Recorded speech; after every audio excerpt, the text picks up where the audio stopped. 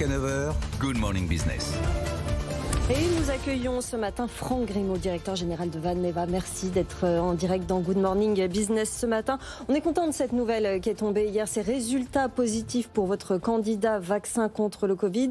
Il y a un mois, les nouvelles étaient moins bonnes avec la rupture du contrat avec le Royaume-Uni.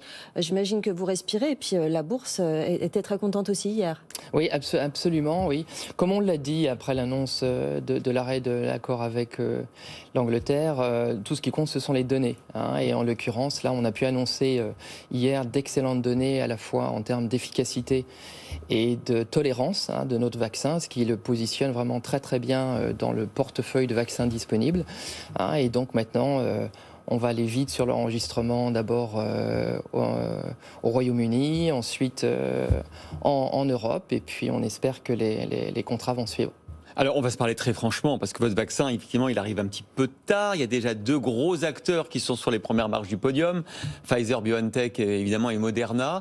Votre vaccin, il semble, d'après la phase 3, plus efficace qu'AstraZeneca, mais peut-être quand même moins efficace que les vaccins ARN messagers. On se dit tout, vous voyez ici. Du coup, est-ce que ça vous permet quand même de vous positionner pour aller sur la 3e marche? Et vous allez le vendre à qui? Vous allez le vendre à ceux qui sont réticents à avoir un vaccin ARN messager dans leur corps, il y en a quand même pas mal. Donc est-ce que ça va les rassurer, c'est un virus désactivé, ou est-ce que vous allez le vendre comme une 3e dose ? Oui.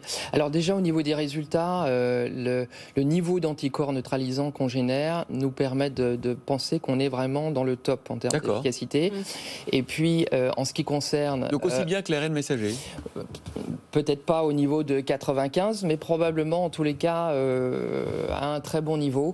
Plus que ce qu'on avait annoncé sur l'essai de phase 1-2 qui était de 80% et plus. Et on doit être au-delà puisqu'on a eu des encore meilleurs résultats. En termes de tolérance, on est comme un vaccin inactivé, c'est-à-dire vraiment toujours parmi les plus avec la plus basse innocuité. Et en termes de public, effectivement, donc notre objectif c'est de proposer les 2 doses aux populations qui hésitent à faire le pas des nouvelles technologies.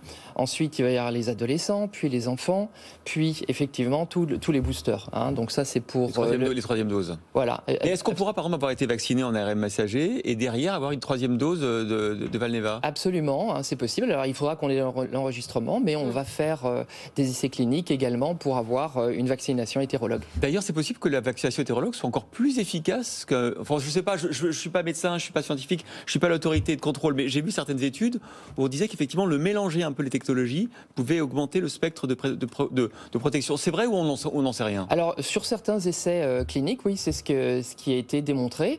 Et puis, bon, notre objectif, c'est ça, c'est maintenant de travailler sur la durée de protection, tout en ayant un vaccin qui soit vraiment le plus sûr, qui ait le moins d'effets secondaires, et c'est vraiment notre atout. Donc ça, c'est pour l'Europe.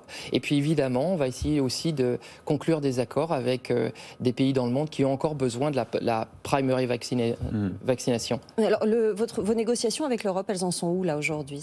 Ça pourrait donner une mise sur le marché quand ? Par exemple. Alors, l'objectif, effectivement, maintenant, c'est de conclure rapidement. Vous savez qu'on a eu des discussions qui ont duré pour tout un tas de raisons. Maintenant, les données de phase 3 sont là. Donc, on espère une conclusion rapidement maintenant. Et ça veut dire que si on conclut rapidement, on pourra avoir un vaccin disponible en Europe sur le 1er semestre de l'année prochaine. Vous aurez quelle capacité de production annuelle de vaccins en millions, en centaines de millions d'exemplaires? Voilà, alors il y a une version avec nos installations complètes, y compris celles financées avec le UK. Il y a une version en Écosse, effectivement. Donc le nombre de doses disponibles va beaucoup dépendre un petit peu de ça, et ça fait partie des discussions en cours avec le Royaume-Uni. Mais justement, elles continuent encore ces négociations malgré ce qui s'est passé il y a un mois? Absolument, l'objectif maintenant, l'accord est terminé, mais bon. Donc là, on négocie de l'indemnisation. Si vous voulez, voilà, c'est de bien en sortir de part et d'autre, que ce soit win-win des 2 côtés. Donc les discussions sont en cours. Alors je rappelle que vous avez des vaccins, des candidats vaccins contre la maladie de Lyme et le chikungunya. Est-ce que vous pensez que le Covid-19 va devenir une épidémie saisonnières, régulières, comme la grippe par exemple? Exactement. C'est ce qu'on pense, c'est que entre guillemets, le marché Covid va évoluer comme la grippe, où on va avoir des vaccinations ensuite régulières. Il faut savoir qu'en Europe, États-Unis, Japon, il y a à peu près 400 millions de doses de vaccins grippe qui sont vendues chaque année. Et donc on pense que ça va évoluer vers ça, en ayant quelques pourcentages de parts de marché. Ça fait un très bon vaccin durable pour Valneva. Donc vous visez la 3e marche du podium, on est d'accord? Absolument. Bon. Merci Franck Grimaud, directeur général de Valneva, d'avoir été avec nous ce matin.